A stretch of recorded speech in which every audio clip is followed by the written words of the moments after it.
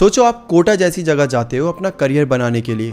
आप वहाँ पर एक हॉस्टल लेते हो, आपके दोस्त बनते हैं, धीरे धीरे आपका वहाँ पे मन लगने लगता है और सब कुछ अच्छा चल रहा होता है। और फिर एक रात को आपको बताया जाता है कि इस हॉस्टल में एक ऐसा रूम है जिसका दरवाज़ा खोलना सख्त मना है, और आप सिर्फ अपनी क्यूरियोसिटी के चलते उस दरवाजे को खोल देते हो। और फिर उस दरवाजे को खोलने के बाद आपके साथ जो कुछ भी होता है, ना तो वो आपके घर वालों से देखा जाता है, ना दोस्तों से देखा जाता है, और ना ही आपके हॉस्टल के वार्डन से। और कुछ ऐसा ही हुआ था वैष्णवी के साथ। आज की कहानी कोटा में नीट की तैयारी करने वाली वैष्णवी की है। लेकिन कहानी शुरू करने से पहले मैं आपको बताना चाहता हूँ कि ये जो पैरानॉर्मल चीज़ें होती है ना, इनकी असली हद कहाँ तक है इसका हमें कोई आइडिया नहीं है। कभी कभी हमें लगता है कि ये चीज़ तो हो ही नहीं सकती, ऐसा कैसे हो सकता है, ये तो झूठ है। लेकिन असल बात तो ये है कि जो इंसान इन सब से गुजरा होता है, जिसके साथ ये सब हुआ होता है, वही इस पूरे दर्द को समझ सकता है। या फिर आपको ये थोड़ी अनबिलीवेबल भी लगे तो इसे जस्ट एक एक्सपीरियंस समझकर सुन लेना।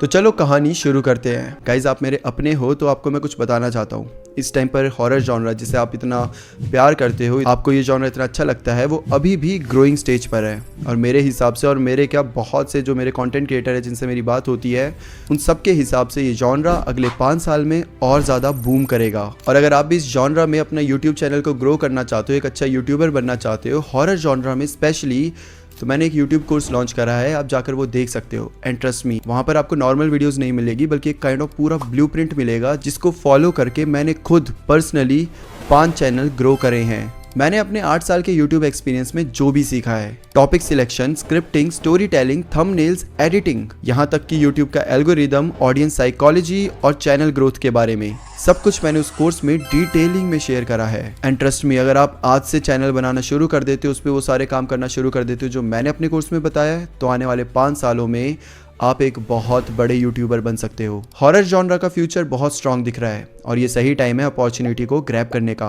अगर आप जेन्युइनली अपना यूट्यूब चैनल ग्रो करना चाहते हो, आने वाले टाइम में अपने आप को यूट्यूबर के तौर पर देखना चाहते हो, तो कोर्स का लिंक डिस्क्रिप्शन और पिन कमेंट में है, एक बार जाकर जरूर चेक करना।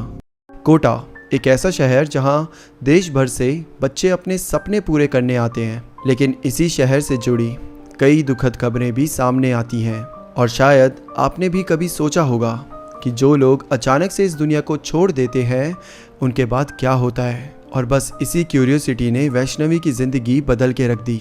इस कहानी में 4 लड़कियां हैं, वैष्णवी, आकांक्षा, मनु और रिद्धिमा। वैष्णवी, आकांक्षा और मनु एक ही शहर की थी, लेकिन कोटा आने के बाद ही इनकी दोस्ती होती है। सब कुछ नॉर्मल चल रहा था। दशहरे की छुट्टियां पड़ती है और इसी दौरान इनको पता चलता है कि इन्हीं के हॉस्टल के पास एक स्टूडेंट ने एक गलत कदम उठा लिया था। अब जब ये बात इनके कानों तक पहुंची तो अचानक से वहाँ का पूरा माहौल बहुत अजीब सा हो गया। सारी लड़कियां एक साथ बैठकर उसी बारे में डिस्कस कर रही थी। उसके बाद ये टॉपिक थोड़ा आगे बढ़ने लगता है। कुछ लड़कियां अपने साथ हुए पैरानॉर्मल किस्सों के बारे में बताती है, तो कुछ लड़कियां कुछ मर्डर्स के बारे में ऐसे ही डिस्कस करने लग जाती है। अब इसी बीच बात होने लगती है कि अचानक से जो लोग मर जाते हैं, उनकी आत्मा यहीं आसपास भटकती रहती है। अब ऐसे ही जब ये बात चलती रहती है तो फिर आकांक्षा ऐसे ही मजाक मजाक में बोल देती है कि तुम्हें पता है, 3rd फ्लोर में एक ऐसा रूम भी है जहाँ पर कई साल पहले एक लड़की रहती थी और उसने भी अपनी जान ले ली थी। और कहा जाता है कि आज भी उसकी आत्मा उसी रूम में भटकती है और इसीलिए कोई भी उस रूम का दरवाज़ा नहीं खोलता। अब दरअसल ये कहानी सच थी नहीं थी, आकांक्षा को भी नहीं पता। वो तो बस वहाँ पे माहौल बनाने के लिए ऐसे ही मजाक कर रही थी। लेकिन इस मजाक को वैष्णवी ने थोड़ा सीरियस ले लिया था। वो जैसे ये सारी कहानी सुनती है, वो क्यूरियस हो जाती है। अब ऐसे ही कुछ दिन बीत जाते हैं और कुछ दिनों बाद दिवाली आ जाती है। अक्सर दिवाली जब आती है तो सारे बच्चे अपने अपने घर चले जाते हैं। ऐसा ही सबके साथ भी हुआ, लेकिन वैष्णवी हॉस्टल में ही रुकी हुई थी। पूरा हॉस्टल खाली था और वैष्णवी वहाँ अकेली थी। अब पूरे दिन वैष्णवी खाली बैठे बैठे आखिर क्या करती, सोचते सोचते उसको वापस से वो आकांक्षा वाली बात याद आती है, वो 3rd फ्लोर वाले की। और अब वो थोड़ा रिसर्च करना शुरू करती है तो उसे पता चलता है कि दिवाली के दिन एक अमावस्या की रात आती है जब ये जो नेगेटिव एनर्जीज होती है ये अपनी पीक पर होती है। अब 3rd फ्लोर भी है, वो रूम भी है, हॉस्टल पूरा खाली है और दिवाली भी है। तो आकांक्षा को पता नहीं क्या होता है, लेकिन उसके दिमाग में एक प्लान आता है कि मैं उस रूम के अंदर जाकर कुछ चीज़ करूंगी, वो भी ऐसे वैसे दिन नहीं बल्कि अमावस्या की रात को। वैष्णवी कोई तांत्रिक या फिर कोई ऐसे पैरानॉर्मल एक्सपर्ट नहीं थी, वो एक नॉर्मल सी लड़की थी जिसके अंदर बहुत ज़्यादा क्यूरियोसिटी होती थी, हर चीज़ को जानने की, उसके पीछे की कहानी क्या है, ऐसा क्यों हो रहा है, अगर हो भी रहा है तो कैसे हो रहा है, ये सब जानने की। अब वैष्णवी ने पैरानॉर्मल को लेकर इंटरनेट पर जो भी पढ़ा था वही सब ट्राई करना शुरू कर दिया, और ऐसे करते करते रात के करीबन 1:30 बज जाते हैं, लेकिन कुछ नहीं होता। अब इस पॉइंट पर वैष्णवी की मेंटल स्टेट ऐसी हो गई थी कि भाई मुझे कुछ तो देखना है, आज अब इतनी मेहनत करी है तो कुछ ना कुछ तो होना ही चाहिए। जब उस रूम में कुछ नहीं होता तो वैष्णवी बाहर निकलकर एक शमशान घाट के पास चली जाती है और करीबन 3 बजे तक वहीं पर रहती है, लेकिन फिर भी उसको कुछ नहीं दिखाई देता, ना ही उसे कुछ महसूस होता है।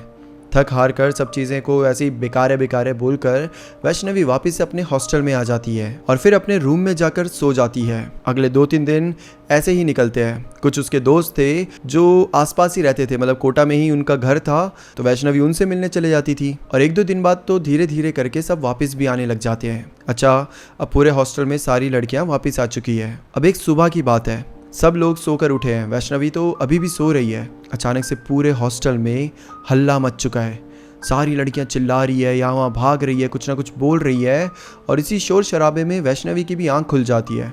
जब वो आंख खोल कर देखती है कि क्या हुआ, तो सब बोलते हैं कि वो उस रूम में कुछ हो रहा है। वो 3rd फ्लोर वाला रूम याद है, उसका दरवाज़ा खुल गया खुद ब खुद, पता नहीं किसने खोला। वैष्णवी भी भाग के जाती है, सब लड़कियां वहाँ पे जाके देखती है तो उस रूम के अंदर सब कुछ तहस नहस हो चुका था। हर तरफ मिट्टी फैली हुई थी, दीवारों पर सिंदूर लगा हुआ था, सामान बिखरा हुआ था, और सबसे अजीब बात, रूम के अंदर 3 मरे हुए कौवे पड़े हुए थे। वैष्णवी समझ ही नहीं पाई कि ये सब हुआ कैसे। क्लीनर आया और सब कुछ साफ कर दिया गया। उसने खुद को समझाया कि शायद हॉस्टल की किसी लड़की ने मजाक किया होगा, लेकिन उस दिन एक और अजीब चीज़ होती है। अपना रूम साफ करते वक्त उसे हर कोने से बालों के गुच्छे मिलने लगे। क्वांटिटी इतनी ज़्यादा थी कि वो बात इग्नोर करना मुश्किल थी। बस उन बालों के गुच्छों को उठाकर डस्टबिन में फेंक दिया। अब अगले दिन की बात है, वैष्णवी अपने रूम में अकेली थी और जब उसके दोस्त उसके रूम में आते हैं तो वैष्णवी दीवार को देखकर, मतलब दीवार की तरफ उसने फेस करा हुआ है और ऐसे ऐसे झूले जा रही है, ऐसे आगे पीछे हुए जा रही है। आकांक्षा वैष्णवी पहले बोलती है, लेकिन वैष्णवी का कोई रिस्पॉन्स नहीं आता।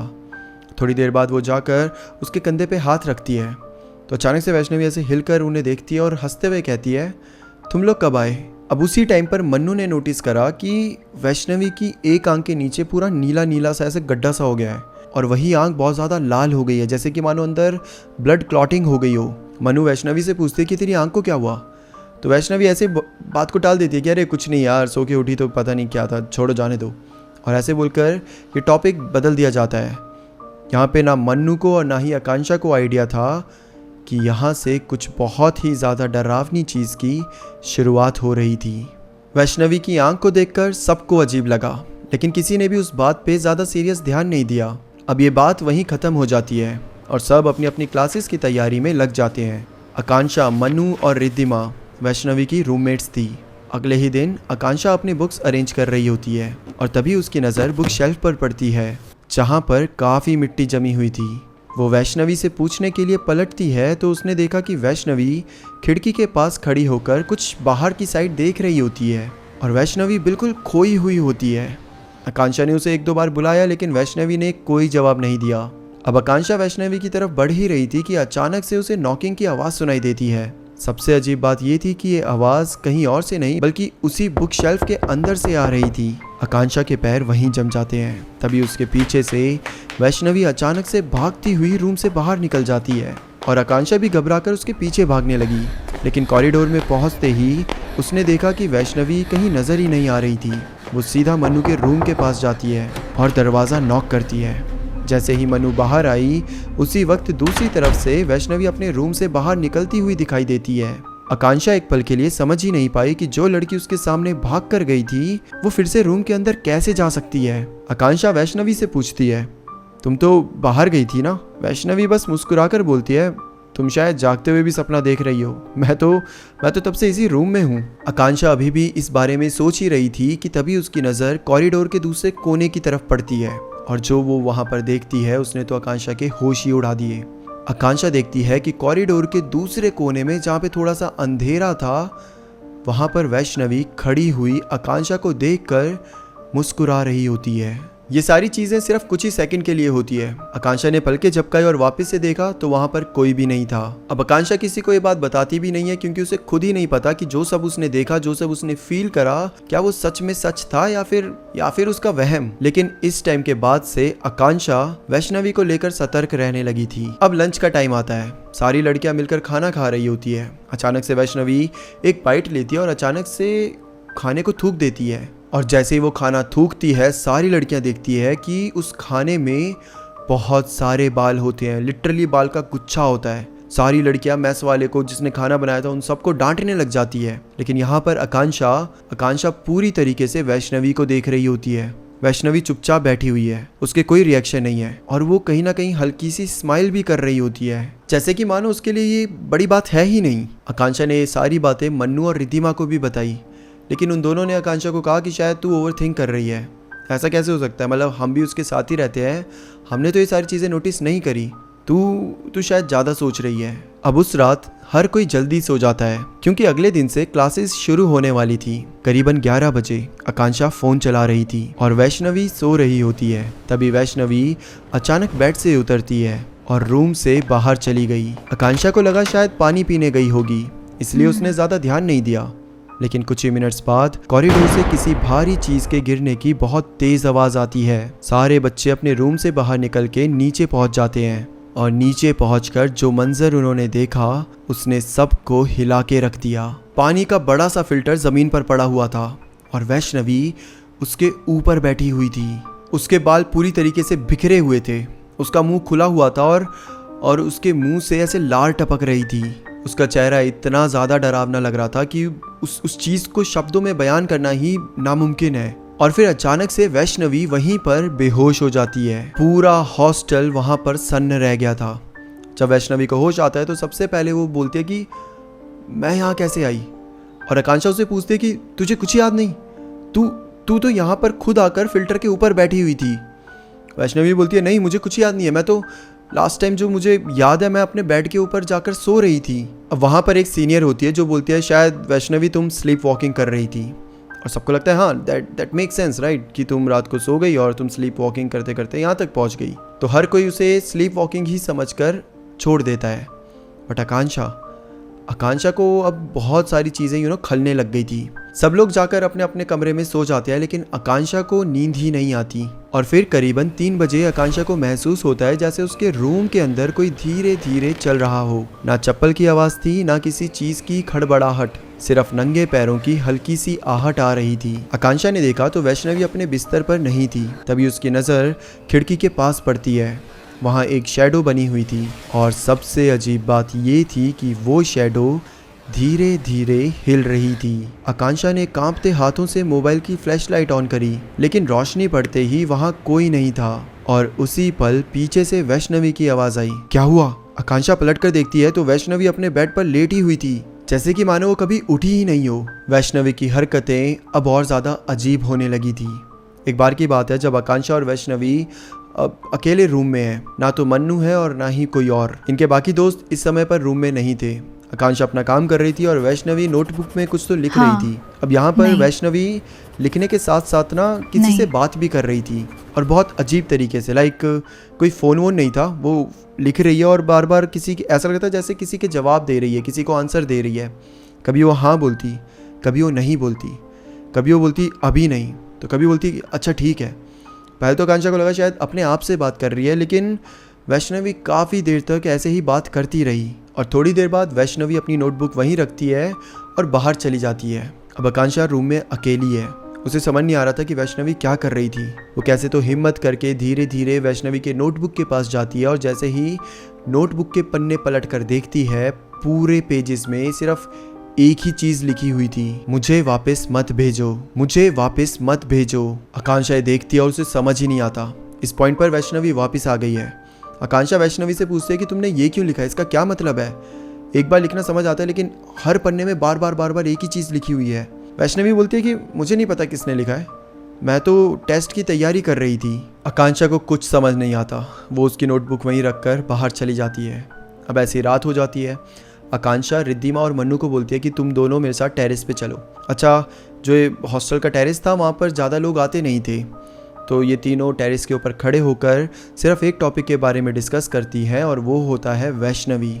आकांक्षा रिद्धिमा और मनु को वैष्णवी की सारी हरकतों के बारे में बताती है। बुक शेल्फ वाली नॉकिंग, कॉरिडोर में एक साथ दो वैष्णवी का दिखना, नोटबुक वाली बात और वैष्णवी के बदलते बिहेवियर के बारे में सब कुछ बता देती है। पहले मनु को लगा कि आकांक्षा दिवाली वाली घटना के बाद ज़रूरत से ज़्यादा सोचने लगी है, लेकिन जब रिद्धिमा ने भी माना कि उसने कई बार वैष्णवी को रात में आंखें खोलकर ब्लैंक स्टेयर करते हुए देखा है, तो तीनों को पहली बार लगा कि शायद बात सिर्फ इमेजिनेशन की नहीं है। तभी उनके पीछे से किसी के धीरे धीरे चलने की आवाज आती है। ये तीनों लड़कियां एक साथ पलट कर देखती है, लेकिन टेरेस पर अंधेरा था और बस हवा में हिलते हुए कपड़े दिख रहे थे।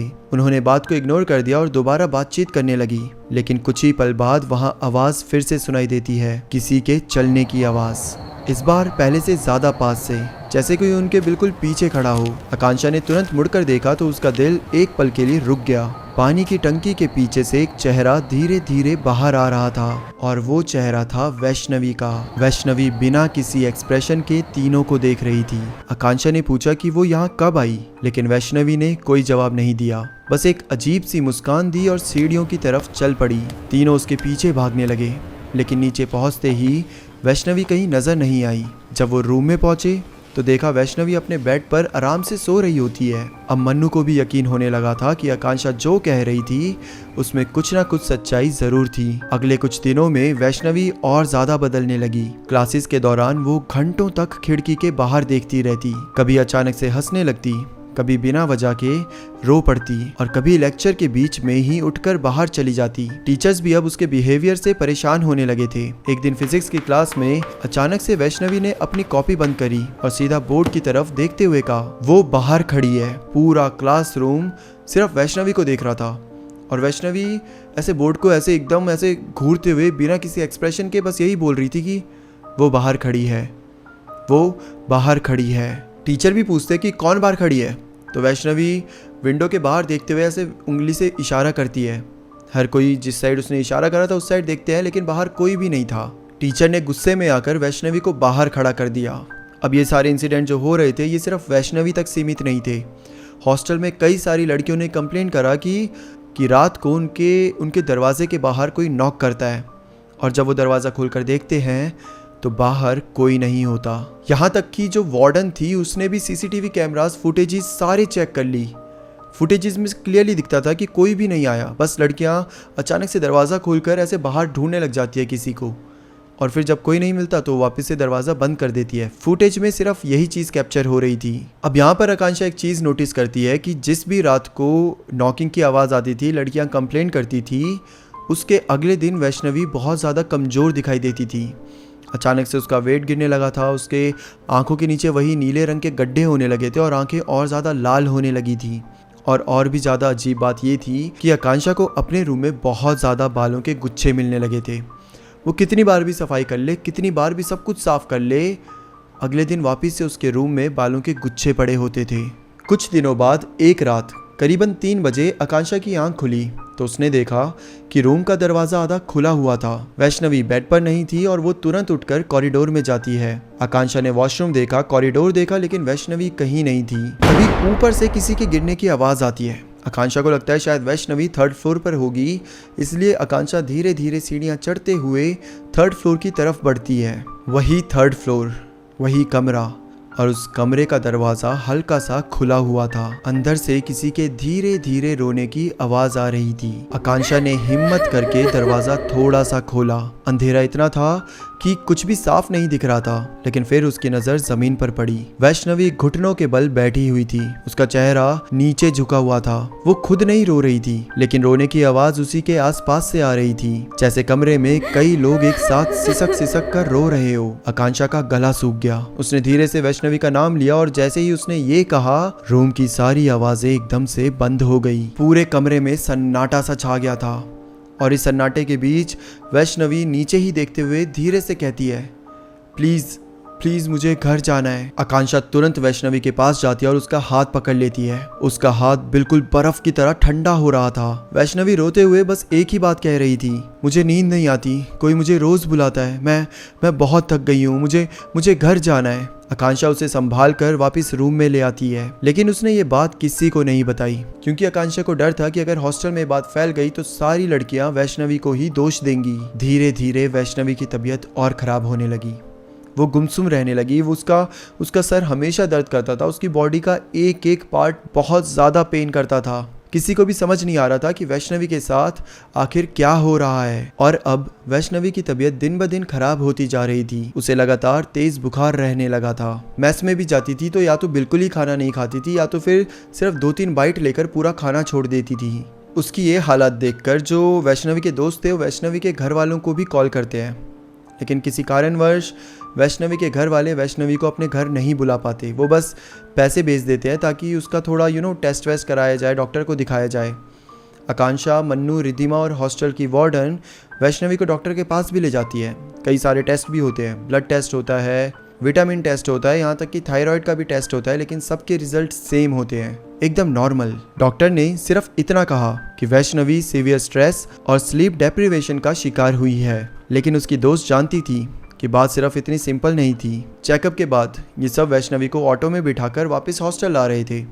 तभी पता नहीं वैष्णवी को क्या होता है और वो सबका हाथ ऐसे छुड़ाकर रिक्शा से बाहर कूद जाती है। और वैष्णवी जैसे ही बाहर भागती है, सबको लगता है ये कहीं और भागेगी, लेकिन वो सीधा हॉस्टल के अंदर भागती है।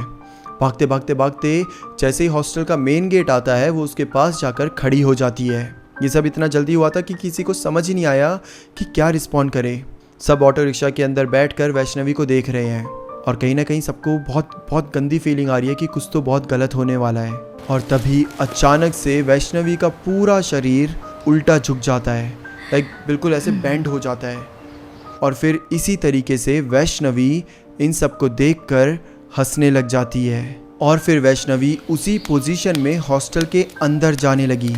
सबसे डरावना उसका पोस्चर या फिर जिस झुकाव के साथ वो चल रही थी वो नहीं थी, बल्कि सबसे डरावनी थी उसकी मुस्कान, उसके एक्सप्रेशन। बहुत डरावनी तरीके से वो इन सबको देखकर हंस रही थी।